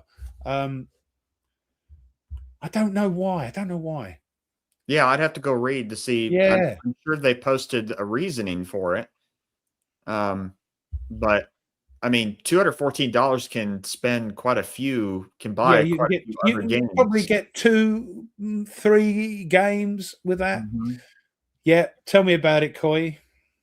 See, the problem with Napoleon's excelling at operational level, which I probably agree with, too many people want to play it tactically. That's You know, even if they don't admit it, there are more tactical players than people like to admit, Nate. So even you dabble. I've begun to dabble. Yeah, I haven't got that problem. Yeah, I think Sark's in Down Under in the. Yes, yep. He's got a balmy. It's an autumn day for him, and it's 85 degrees, and I'm jealous. All right, shut up. I would love I'd love Nate's 88. We're supposed to be in the 80s by the end of the week, so it'll be. We might get some with me chilies. I mentioned them before we went on. With me chilies, we want sun, we want heat. I want lots of chilies. I want to make lots of hot sauce and cowboy candy and all that sort of thing. So I'm hoping, and I'll ship some out to you if it works out. I demand a jar. I'll ship some out to you. It'll get taken by customs. Why are you sending fruit to the country? No, it's the bloody sauce. All right, if they do, they do, and it's they get to enjoy the chilies. Then they get to enjoy it. So, $300. Bloody hell! That's probably a small tractor too. That's probably not one of the big ones that are out there. Yeah, I don't know what the price. Mind you, he's in a different part of the world, and yeah. Well, that's why I live in Ohio. I get 4 seasons, and about the time you get tired of one season, it's the next season. I think Florida just gets one, don't they? No, they do have 2. They have ungodly hot and maybe not so hot. Oh, right. They get the sort of, they get late summer and summer. Okay. That's, yeah. So they have to watch out because depending on where you're at in Florida, if it does get too cold, you got to watch out for the raining iguanas. Hold on. You've asked the question. Hold on. Oh, he wasn't. Christoph was not here for. Oh, that was in the green room, wasn't? That was in the green room. That was in the green room. Yep, it was. I can detest because Northwest Ohio is the same way. Yeah, I think Northern Indiana is the same way too. So I used to live in Northern Indiana, absolutely. Yep. I can't find a jalapeno. so Michael must be farther south then because because that's really down like southern Florida. My brother lives in Orlando area. There we go. That's going to be potted up soon into a sort of 3 Broward, yep. That's Miami. Yep. Yep. Lincolnshire.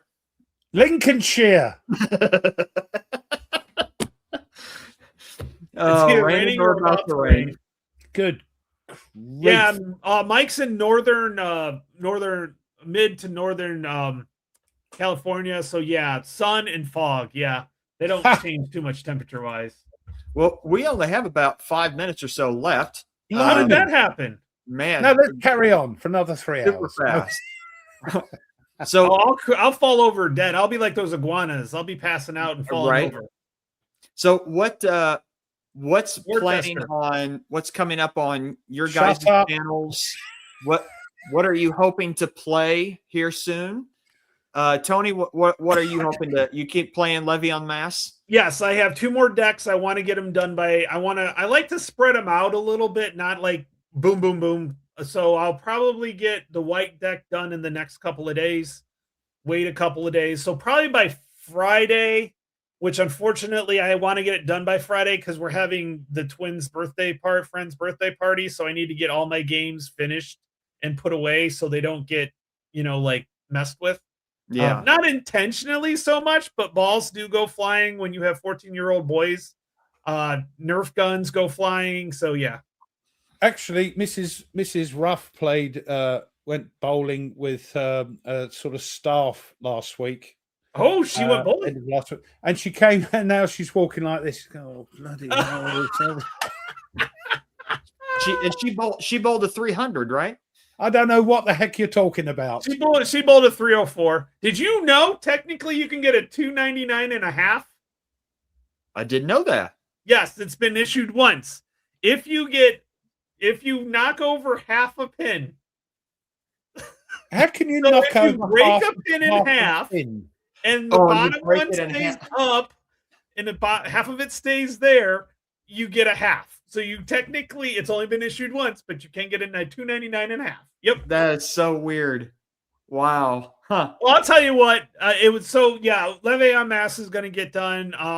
Yeah, I tell you what, with Natalie graduating, family coming, the next month and a half is going to be a little crazy. So I'll fit in what I can fit in. So we'll see what happens. But yeah, definitely. Leve, here you got to go. Two totally different games. They are, yeah, Totally different. Cruel Necessity, when I play it on the channel, has got a lot of things going on. You've got to look at the religious side. You've got to look at this side, and you've got the Scots coming down. You've got lots going on. Yep. So they're totally different. And I do have I have the original one, which everybody says it's too hard to win. So that means I'm automatically going to play it, and I don't care. You don't need to make it easier. The new Super Duper one is really hard to win. They're all real. Most of those States of Siege games are hard to win. Otherwise, you wouldn't play them, would you? Exactly. I think somebody said you need to get for a solitaire game like States of Siege, win percentage should be less than 20%. Interesting. Because it's not a challenge if it's higher than I that. would have I would have said 1 out of 3. Maybe you could. So like 33, 20. Yeah, maybe. To me, 33, 20, 25. That's all the same number. It's all math. Zero. Yeah, I teach math. Yeah. All right. So Ruff, what are you got going on? If this cough goes and the voice stands up, it's done pretty well tonight, actually, even though I've been coughing a bit. I'm going to bloody record Beneath the Med, and I've been watching you and Poindexter's B-17 thing. Yeah. Oh, the B-17 one? I'm not sure because it's a long old slog. It might be Spruance Leader after that, or I don't know. I want to get this out of the way, get back to recording. People have been missing the videos because they want something to laugh at. So hopefully we'll get back on that as well. And I noticed in the chat that Nerdy and Mike were talking about, let's play a bit of Hexplore It. Might be playing a bit of that at PunchCon with Tweez, and we'll get Thomas involved as well. Bit of Hexplore It. Yeah, cool. That's that. But yeah, that's the next thing, because I don't think we'll have a command post before the 1st of May, which is when I go. No, and May's looking very, very shady. So we'll talk about that. But yeah, May's looking not good for us. So we'll talk. We'll send emails and get that scheduled out. So we will. So me, I'm still deciding. I'd like to wait for Thunderbolt, but I might pull out the Fate of All again and kind of get more familiar with the rules for when you're ready for the new one that's coming out in May. That's right. Fabrizio. Yeah, well, it's going to start shipping next week. You got probably good about 3-4 weeks before it gets there. Exactly. And then you got to punch it and then clip it and then get it all looking nice. Well, as soon as Thunderbolt comes, I'm going to spend all night long. Table guy, get off. Right. Yeah. Exactly. And clipping and everything. I'll stay up the whole night, clip everything. So thank you, Corey. Anyway, we want to really thank Fabrizio for coming on and talking to us about his game. I want to thank everyone for coming out today. And we're very excited for all the cool upcoming games that are coming out. And so look forward to the next show. And thank you, as always, you lovely people. Smash that like button. I'll tell you what, the chat's was absolutely wonderful today. Yeah. Give you guys selves a round of applause. Thank you. You guys it was a quite specialized subject tonight with Fabrizio, and it was great to see you guys coming along, supporting the channel. It's great to see. So thank you as always. All right, with that, we will see everybody next time. Look for announcements for when we do. I think it's gonna be a couple of weeks. Just saying, y'all. Yeah, probably gonna be a couple of weeks. That's but we'll try to get back as soon as we can. We know we don't want to disappoint you guys. So with that, have a great day. And as Ruff says, we love you all, and there's nothing you can do about it. And with that, See you later. Bye, everybody. Bye.